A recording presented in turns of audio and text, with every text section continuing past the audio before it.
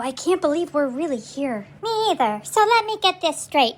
Trump's ear was tipped, and he was released back into the feral community, and then he turned around and picked this milksop Mephistopheles. Yeah, who, in a misguided attempt at humor, invoked the cat lady trope. Well, I don't know how my species became fodder for right-wing political attacks, but knowing what I do about Christian nationalist men and their predilections, I can only assume it's because it takes more than a little peanut butter to trick us into licking your...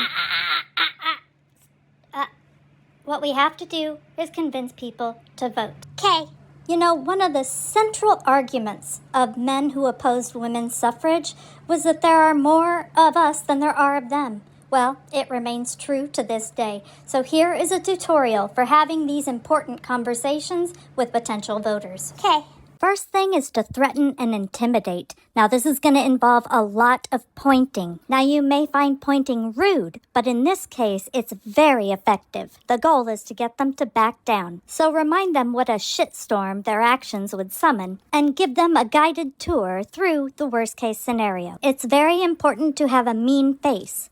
This one is my best mean face, but you should practice in the mirror. You can also make bring it on type gestures. But the next step is key. It is to follow through. Thump. Giving them 1 or 2, even 3 or 4 thumps on the head shocks them into some sense, hopefully. It also efficiently communicates to them the seriousness with which they need to be taking this matter. Finally, walk away in disgust. This is especially effective on those with mommy or daddy issues. But do it as bitchy as you can, because like I said, it works and it leaves your target just absolutely rethinking everything.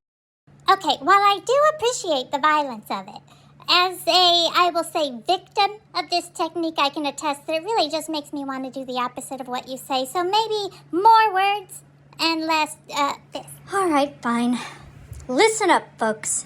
For too long, the idea of the cat lady has been used to bully, belittle, and diminish women. So long, in fact, that the only point J.D. Vance proved when he used it is that he's a hack.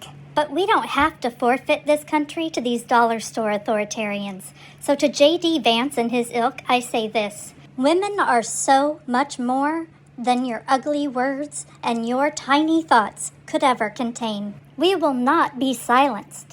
We are here to fight, and we don't tire easily. We are done letting small men get in the way of the inclusive and truly just America that we envision. No, we will not go back to the alleys because we are here to build a society greater than your impotent policies and your feeble masculinity. The future is bright, my friends, and with your support, Kamala Harris will lead this nation into a new era of progress and hope. Now let's make history together. Who's with me?